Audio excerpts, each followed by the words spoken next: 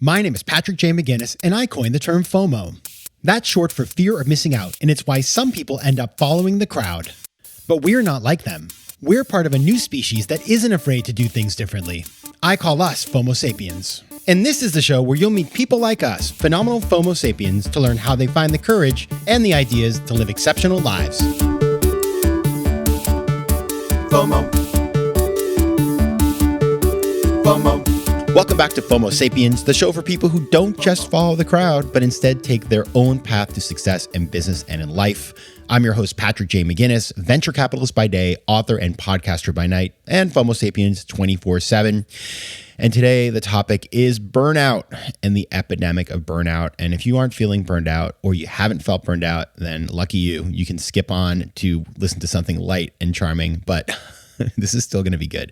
But it is an important topic. And as somebody who has felt burned out a lot in the last year and a half, because, I'm still human, I just wanted to get into it with my guest today. And my guest is an expert on this topic. Her name is Jennifer Moss, and she is a Harvard Business Review contributor and nationally syndicated radio columnist. She also sits on the Global Happiness Council. That sounds awesome, which is a small group of leading scientists and economists that supports the UN's sustainable goals related to global well-being. Now, we're going to be talking about, first of all, just kind of getting into why we feel burnout, what burnout is, and why it's an epidemic. Then we're going to talk about the causes of burnout, and then we're going to get into solutions. And we're going to also talk about the contrast between, for example, a solopreneur or a team member or an entrepreneur, and how all those different types of people experience burnout, because it's not the same. And in fact, a lot of the things that she reveals from her research, Jen's research, it's counterintuitive. It was surprising to me. And so I found this conversation particularly enlightening. Now, one of the things that keeps me from getting all burned out, and I talk about it a lot on the show, is meditation. And I have a meditation accountability group, which people have been joining. So we've got a little group going. If you want to join it, reach out to me, and you can send me a message on Instagram at Patrick J. McGinnis. You can send me a tweet at PJ McGinnis. You can email me at letsconnect@patrickmcginnis.com. Check it out, because what's cool is basically every day you meditate, and I commit to 10 minutes a day. I check in. You can see that I did it. When you do check in, I can see that you did it. And it's basically just a great way of, I like to joke that it's competitive meditation, but it's a way for people who are a little bit type A to keep themselves honest and accountable. And it's worked. I've been doing this for 3 years now, but in the last 2 years I've only missed like 3 days. So I'm really proud of that. I think it makes a difference. I feel better. And I invite you to join me. And now on to the interview. So as you know, I like to go deep early. And so I decided to start our interview, as I always do, by asking Jen my favorite question: what's the most important decision that you've had to make to get to where you are today? I made a decision in 2003 to go to California and leave my job.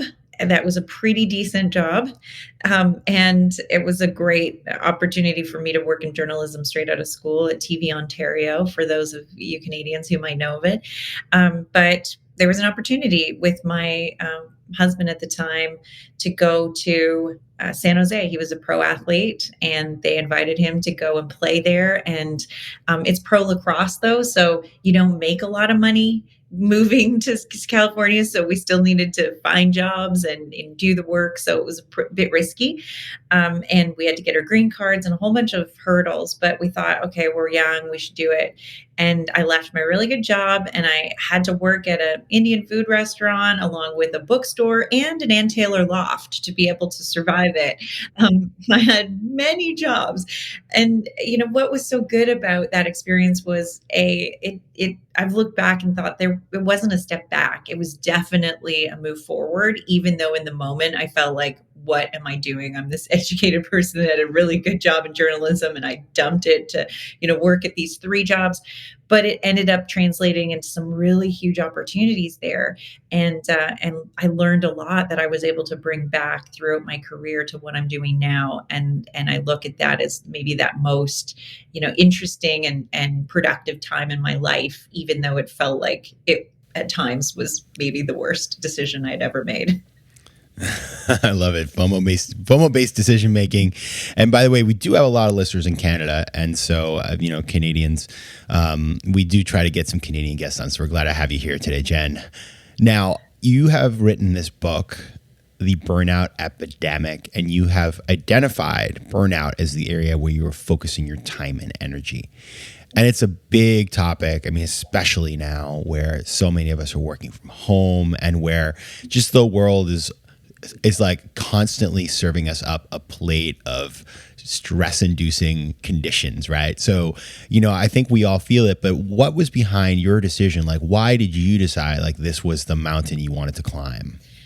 I'd been working in the concept of positive psychology interventions in workplaces and understanding through data, really database insights on how, if we impact people's well-being in the work, how it translates into performance. And we really focused on these sort of 7 psychological fitness traits like hope and efficacy and resilience and gratitude and mindfulness, all these types of, these skills that we can build as individuals. And that's really important for us as individuals ourselves to be managing in our own personal lives.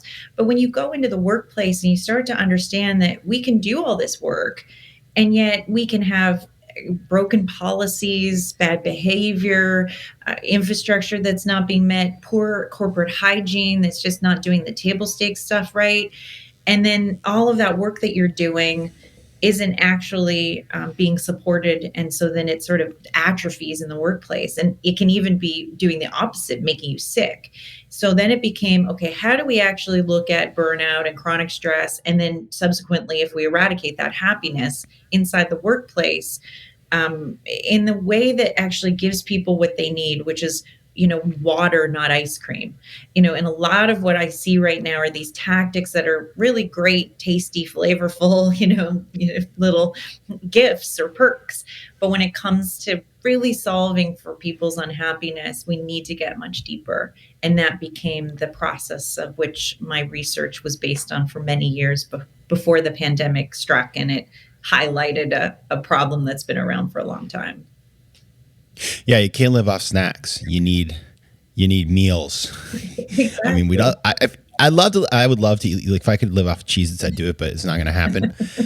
and I've been noticing. I'm curious, like as I'm sure all of you listening right now have been feeling a lot of these feelings. It's like I feel like the first wave of the pandemic, we were all in like our brace for crash position. So you sort of like became a stoic and you're like, I'm going to just bear this out and grin and bear it for the next, 3 months, 6 months, whatever. And now that we've gone through the whole cycle and continues, it's like you start to see the longer term effects, and people are getting sick and people are stressed and people are quitting their jobs, they're creating resignation. And like, there's all these things that like, it took a while for them to manifest. And so it's real.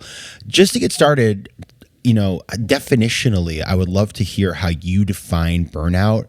And then you call it an epidemic. Talk about why you feel it's an epidemic.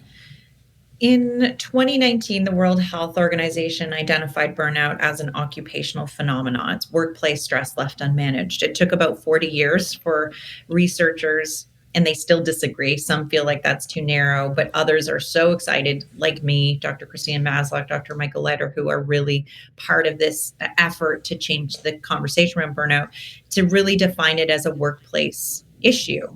And the reason for that is if we don't identify it as a workplace problem, then it becomes on individuals to solve alone. So here's self-care. You're feeling burned out, we'll just do more yoga. Here's an app for you to use to meditate. That'll help. Listen to rain for 30 seconds. I'm sure that will solve for systemic discrimination that is making you burned out. When we actually look at the root causes of burnout, and there are 6, it's this idea that with the organization involved, then we can solve it as a we problem. Yes, we still have to work on our psychological fitness, our emotional intelligence, but organizations have a huge role to play. And if they don't actually fix those broken policies, then we'll never solve for burnout. So that definition is really what I go by, the WHO definition, because it's how we can, I think, have hope that it can be fixed. FOMO. So in other words, what you're saying is, it's if you're feeling burnt out, I think we oftentimes put it on ourselves. It's like, it's my fault because I can't hack it. I can't handle it.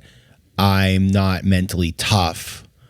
And then if you think about it and you put it on yourself, you're totally letting the organization that has created the conditions for your burnout off the hook. And because people won't talk about it, because it's like, well, I don't want to tell people I'm burned out because they'll think I'm weak or a loser, then nothing gets fixed, which I never thought about this before because, it is kind of like a taboo thing.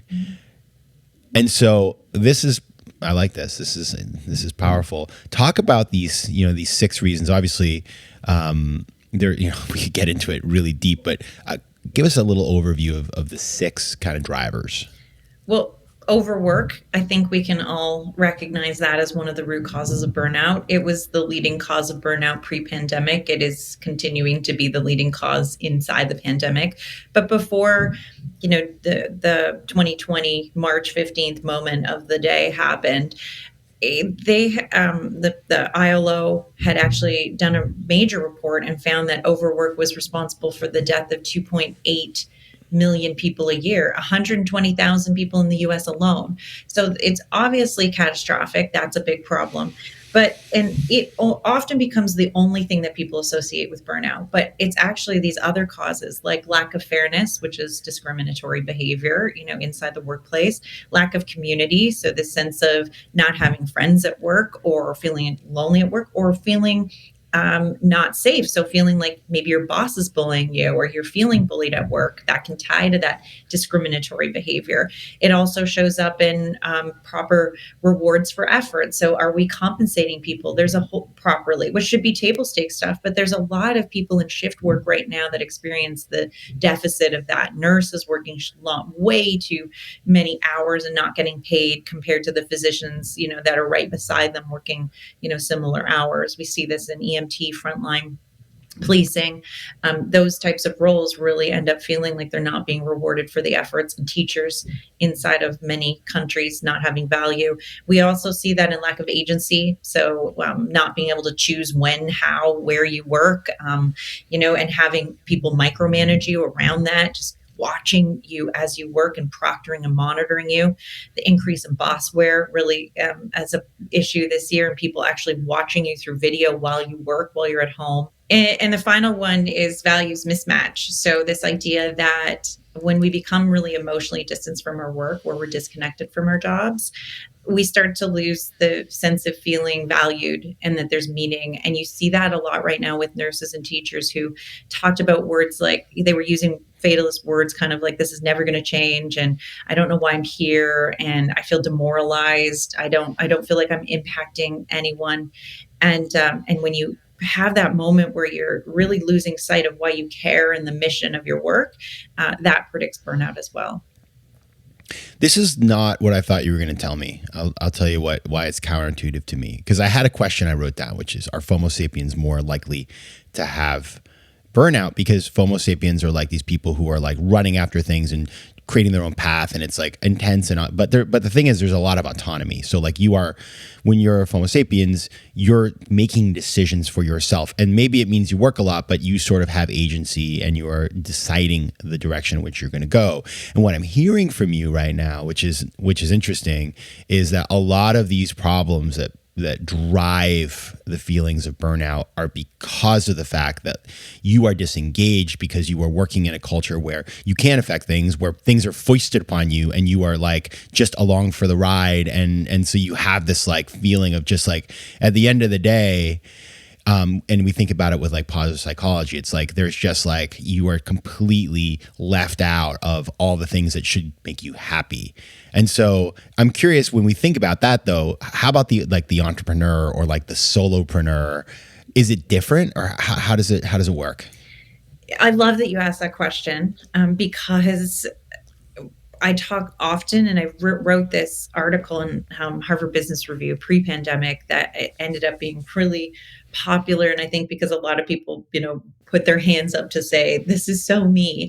And I write about how if you love what you do, the idea that you never work a day in your life is a complete myth, because we have this tendency as people who really either care about the stakeholder or we're passionate about what we do, and really enjoy the work. We can forget to really engage in self-care and to manage our own responsibility of modeling the behavior, even for our teams and the people around us, because we get so passionate we sometimes forget that other people don't necessarily feel exactly the same way as we do and have the same drive and motivation around the subject matter or the work.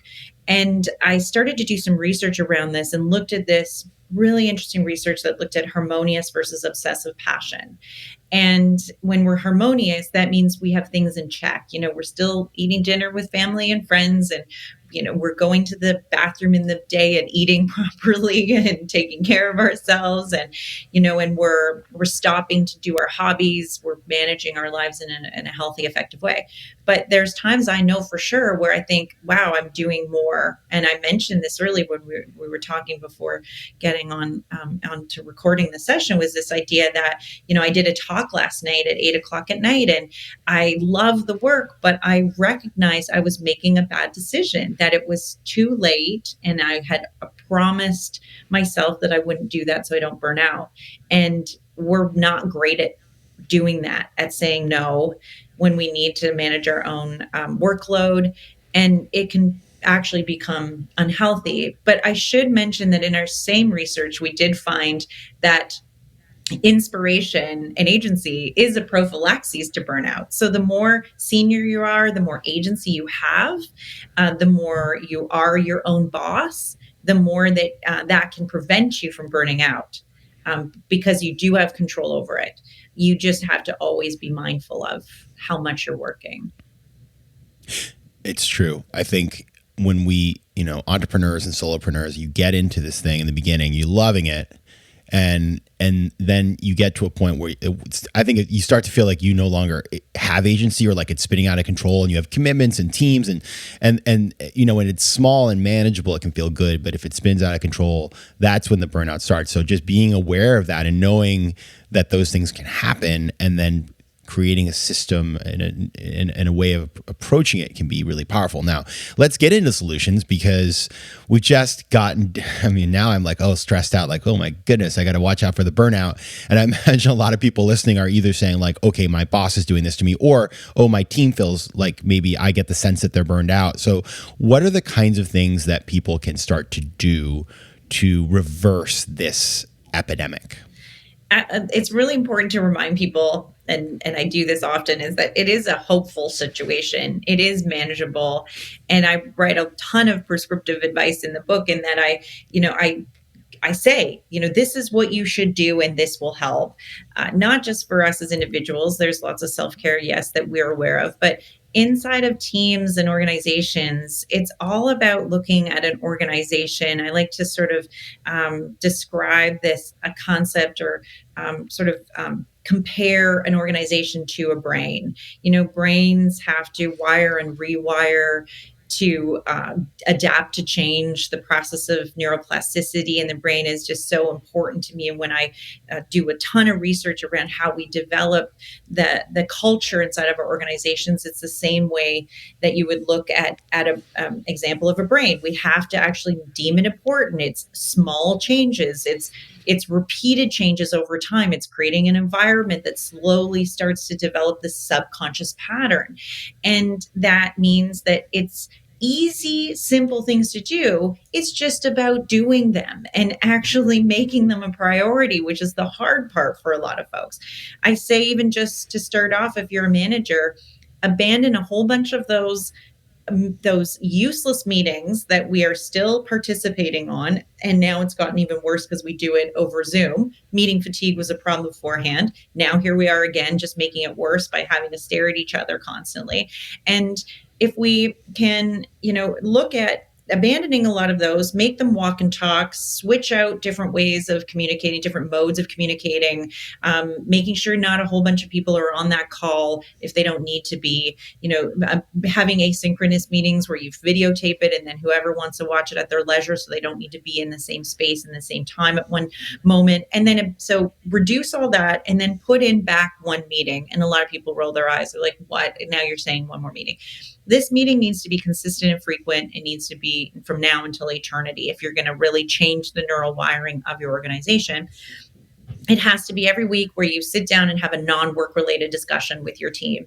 And you have to ask, how are you? People are going to lie and say they're fine. Then we need to probe more and say, hey, are you really fine? Give me a high and a low. So we have to actually be prescriptive about what that looks like. A lot of people aren't going to share in those first few months, but if it's consistent and they know that their boss is going to ask them to do this and we're going to have this team meeting every week, eventually that trust will be built and that psychological safety to share between the lines, the gray area. And then it has to be, we solve this together. What can we do as a team to make next week a little bit easier for each other? Very simple, micro targeted changes. They're solves that are collaborative. It's not individual responsibility solve. And then me as a manager should say, what can I do for you to make next week easier? 3 simple questions that are done weekly end up getting to the gray area. If someone's saying every week, it's been a real struggle, I have my kid at home, she's chronically ill, or I have to put my mom in a home and I'm feeling really nervous about that, you start to see that if that's accumulated, then you get to see between the lines of people's lives. And that's when you get to ask them the questions that are meaningful, that helps prevent their chronic stress and will lead to you preventing burnout in the long run. FOMO.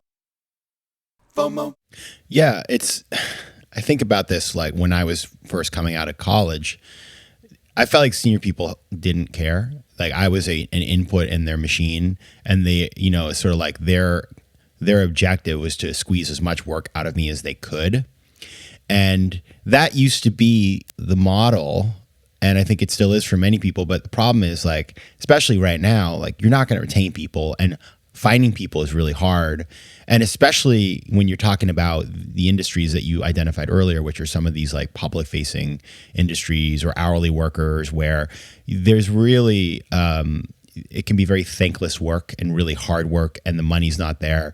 Like if you're managing a team of people, or you're trying to build a team of people like that, and you just, you're not competing on price alone. You're also trying to retain people with culture and other things. Like if you're not in touch with how those people are feeling, forget about it. And so this is all very sensible. And, if you listen to the people who are doing the work, or the people who are supporting, in the office, the people who don't get the thank yous, and you listen to how they're feeling, I mean, that's where all the learning is. And I feel like senior people can be so disconnected. It's incredible to me. So that sounds like a very sensible set of questions. Now, I'd love to know how you think about the sort of Gen Zs in all of this mix, because what I've noticed, I was reading this article in the Times recently, New York Times, about how millennials are realizing that the Gen Zs are really different than them, and how, for example, the Gen Zs will say, I mean, I don't want to stereotype, but there was one in particular that said, hey, if I finish my work, why do I have to, stay till 5? Can't I leave at 3? So there's a very different mindset out there, and especially for people who've been doing work from home ever since they graduated from college. So what is your take on that, the change in how we see work over time? It's been really interesting, because it was even when I started this, 12 years ago, I started researching well-being, in work and doing the data insights. And millennials at the time were the generation that no one understood, because they were, asking for more. And there was lots of questions about burnout being a whiny millennial problem. And, the thing is that I think actually, when young people start their work, they do have these kind of questions like, why are we working these hours where it doesn't necessitate me being here? Why are we not working towards goals? People should be able to work when and how they want. If they're faster at 6 a.m. in the morning than they are at 6 o'clock at night, I mean, it should be all about when we're most productive, optimizing just our own, biological opportunities. We should be able to really encourage people to work faster. There's some really great research out of the Scandinavian countries, which is always, great to see them doing this research, because they're always the first and they're the best examples of the happiest countries. And, it's homogenous, so it's not necessarily easy to just take that group and pull it into the, North America and say that that's exactly how it's going to work. But when they look at the 35-hour work week, what they found is that all in productivity, all of these metrics that they define as success without being a 35-hour work week were equal or more were higher levels of productivity, and their metrics were more successful. Even looking at policing, because they looked across the public sector with all different kinds of roles, and they found that, even policing, their closed case files increased in less hours. The IRS did a better job of, answering the customers' requests. I mean, all these different types of data points in 35-hour work weeks. So I think Gen Zs do have a point in saying what is the point? And yet we have also found that they are a highly burned out group, and same with millennials. And a lot of that has to do with these reasons. The reasons are they have very little agency. They might be asking for this, but there's a few people, I would say predominantly most young people in their early days of work don't just put up their hand and say, why do I need to be here? That might have been a couple edge cases, but I don't think that's standard. And we also see that they have golden handcuffs. They have a huge amount of expenses to pay back with their student loans. They feel indebted servitude. They're in an environment right now where they have no visibility with their boss. Leaders are exhausted with one-on-ones and they don't feel they're effective. So those normal opportunities for a younger professional to be able to show off who they are and their work ethic, they're not getting any of that. Plus, they're single occupancy dwellers inside of urban centers, and they've had to deal with extreme loneliness this last year without any connection to family and friends and their work. So they have a reason for wondering if this is the right approach. And they're also basically in a lot of industries like finance and tech and healthcare, it's like Hunger Games those first 5 years. It's like being hazed at work, where if you work 80 hours, you will get ahead. For all those that don't make it, they're whatever, off the island, or they're done in that field. And so I think we sort of diminish it for that group and think that they're just complaining. And yet they have a lot of barriers that they're dealing with, and they're highly burned out and extremely lonely and very unwell. Yeah, I think back to my early days in finance. I did FaceTime. I would never leave before my boss. I was there sitting, like, twiddling my thumbs, and it was dumb. And questioning these things, it's good, because there is no reason to stay with the old way if something else is. The data proves that it works better. And yeah, it takes time to transition, but frankly, this whole thing is an opportunity to just do things a little different and a little better. All right. The book is The Burnout Epidemic. You can find out more at jennifer-moss.com. And you can find Jennifer on LinkedIn and Twitter under the handle. And you can find Jennifer on LinkedIn and Twitter under the handle Jen Lee Moss. That's JenLeigh-Moss. Jen Moss, thanks so much for being here. Thanks so much, Patrick. It was a great conversation. It was so nice to meet you. FOMO. If you like today's show, please be sure to rate it and recommend it to your friends. And as always, you can find me on Instagram at Patrick J. McGinnis, on Twitter at PJ McGinnis, and on the web at FOMOSapiens.com or PatrickMcGinnis.com, where you can get all kinds of free resources to live a more decisive and entrepreneurial life. FOMO Sapiens is recorded in New York City. Theme music is by Mike McGinnis, and editing and post-production is by Josh Elstro. If you like today's show, please be sure to rate it and recommend it to your friends. And as always, you can find me at FOMOSapiens.com and at PatrickMcGinnis.com. To advertise on FOMO Sapiens, reach out to contact@FOMOSapiens.com. FOMO.